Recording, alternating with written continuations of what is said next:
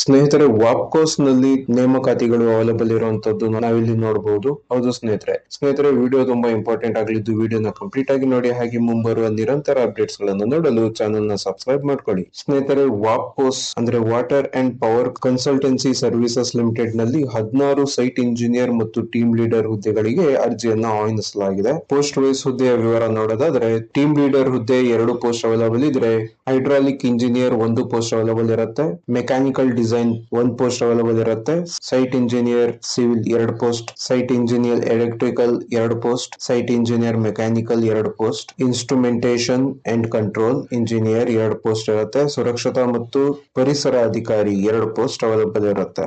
ಎಲ್ಲಾ ಪೋಸ್ಟ್ ಗಳಿಗೆ ಬಿಇ ಅಥವಾ ಬಿಟೆಕ್ ಅಥವಾ ಸ್ನಾತಕೋತ್ತರ ಪದವಿ ಕೇಳಿದ್ರೆ, ಸುರಕ್ಷತೆ ಮತ್ತು ಪರಿಸರ ಅಧಿಕಾರಿ ಹುದ್ದೆಗೆ ಪದವಿ ಕೇಳಿದ್ದಾರೆ.